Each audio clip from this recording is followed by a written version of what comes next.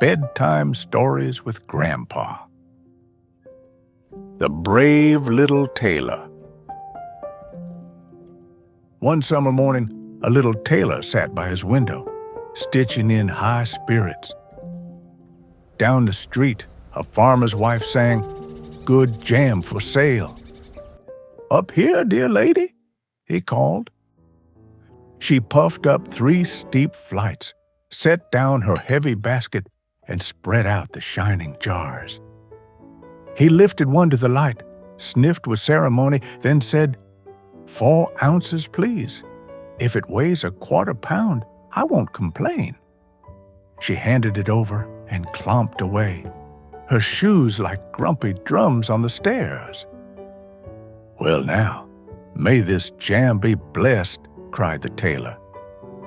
From the cupboard, he took a round loaf, sliced a grand piece, and spread the jam thick until it gleamed like a ruby-red carpet. "Delicious," he murmured, "but first I'll finish this vest." He set the bread beside him, and his stitches grew bold with cheer. The sweet smell climbed the wall like invisible ribbons to where the flies were resting. Buzz, buzz, buzz. Down they swooped and settled on the bread. "Off with you," he scolded, waving, but they only returned in a greedier cloud. He whisked a rag, swish, swish, swish. The air popped like tiny drums, and the flies scattered in a hurry, looping once and zipping out the open window. "Well, aren't you a fellow?" he said. He stitched a belt and embroidered in big, proud letters, 7 with 1 swish. He tied the proud belt around his waist and felt the workshop too small for such bravery. Off he went into the wide world. He had searched the house for provisions, found only an old piece of cheese, and slipped it into his pocket. At the town gate, he freed a bird caught in a bush.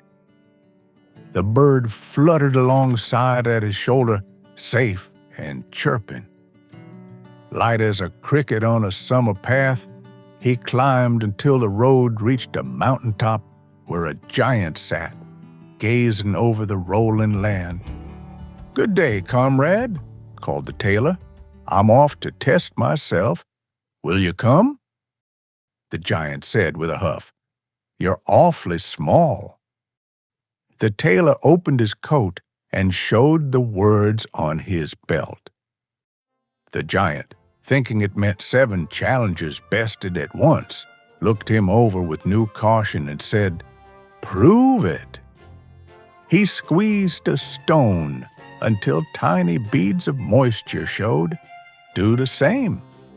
"Child's play," said the tailor, pressing his cheese until juice ran.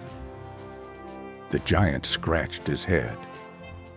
Next, the giant hurled a stone so high it kissed the blue and fell. "Now you." "Well thrown," said the tailor, "but yours comes down. I'll send one that never returns." He lifted his hand. The little bird flashed its wings and soared into the sky until it vanished. "How's that, comrade?" "You can throw," grumbled the giant, "but can you carry?" He pointed to a freshly felled oak. "Help me haul it." "Gladly," said the tailor. "You take the trunk. I'll manage the branches, the heavier part." The giant heaved the trunk onto his shoulder. The tailor walked alongside under the branches, hidden by leaves, whistling 3 tailors rode out through the town gate, as if play were work. At last, the giant, red and sweating, groaned, "I must let it fall." The tailor leapt down, hugged the timber as though he'd borne it all the way, and said with a grin, "So big, and even you get tired? Trees are tricky. Next time, we'll share the load." They walked on until they reached a cherry tree. The giant bent the top boughs, heavy with the first ripe fruit. "Here, eat."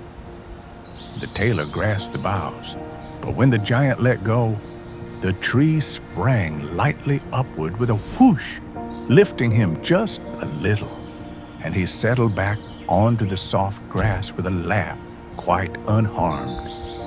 "No strength to hold a twig?" puffed the giant. "Strength?" said the tailor coolly. "I bested 7 with one swish. I only leapt because hunters were shouting in the bushes." The giant jumped, tangled himself in the branches, and shook down leaves and cherries till he huffed and blushed. Once more, the little man had the better of him. If you're enjoying this magical tale, please like the video and subscribe. It would really help our little channel. "Very well," rumbled the giant. "Spend the night in our cave." The tailor followed. Inside, more giants sat by a crackling fire, each enjoying a giant-sized roast with bread and fruit, smacking their lips in cheerful gulps. A bed was pointed out to the guest, so vast the tailor didn't climb in, but curled quietly in a dark corner. At midnight, the giant crept up with a long pole and banged a bed frame nearby with a startling thump. The frame creaked and an old slat split, and he felt sure he had merely given the grasshopper of a man a good fright. At dawn, they tramped into the forest and forgot him until, to their surprise, he strolled out whistling, arms swinging, as if the night had been soft as feathers. The giants froze, their eyes widened. If a smash like that didn't even ruffle him, what could? Startled, they bolted, their footsteps thundering like drums. The tailor kept on, nose in the air, and after a long wander, reached the courtyard of a royal palace. Weary at last, he lay in the soft grass and slept. People gathered, whispering and pointing at his belt. 7 with one swish. They hurried to the king, who sent a courtier. He was welcomed with honor and given a fine chamber of his own. The king's soldiers grew uneasy. "What if we quarrel with him?" they whispered. "1 swish, 7 fall." They begged the king to release them. The king, vexed and fearful of losing all for one small fellow, devised a plan. He sent word. In the royal forest, 2 giants were troubling travelers and wrecking camps. If the tailor could drive them off, he should have the princess and half the kingdom. "That suits a man like me," thought the tailor. Aloud, "One who swishes 7 at once fears not 2. At the forest's edge, he waved the troop back and slipped among the trees. Soon he spied the giants snoring under an oak, their breath swinging the branches. He filled his pockets with acorns, climbed above them, and plink, dropped one on the first giant's chest. A jab, a growl. "Why nudge me?" "You're dreaming," muttered the other. Another acorn, plink, on the second. "You tossed that at me?" "I did not." Grumbles faded. They dozed again. Then the tailor chose the plumpest pine cone and let it go. Thump! The first giant sprang up, bumped his mate against the trunk. The second bumped back. They tugged at branches like parade batons, stomped in circles, slipped on leaves, and crash, tumbled into a tangle, too tired to fuss with anyone. "Good they spared my perch," the tailor said, dropping lightly down. Then he returned to the horsemen. "It's done. Hard work, but nothing avails against one who swishes 7 at once." Skeptical, they rode in and found the giants where they toppled, snoozing in a ring of scattered branches. The little tailor asked for his reward, but the king, regretting his promise, set another trial. First, guide the unicorn that troubles my woods. I fear a unicorn less than 2 giants, said the tailor. With a rope and a walking stick, he slipped among the trees. Soon the shining creature trotted near, horn forward. The tailor stood steady, then stepped behind a sturdy trunk. The unicorn slowed, and its horn lightly touched the bark and paused there. He soothed the unicorn, fastened a soft rope, guided it gently, and led the dazzled marvel calmly to the palace. This time, the king kept his word. The 18-year-old princess agreed to marry him, and the king granted him half the kingdom. The wedding shone with pomp, but little joy, for out of a tailor a king was made. Time passed. One night, the young queen heard him murmur in his sleep, "Boy, make the vest and mend my trousers, or you'll hear my measuring stick tap-tap on the table." Then she knew in what humble street her lord was born.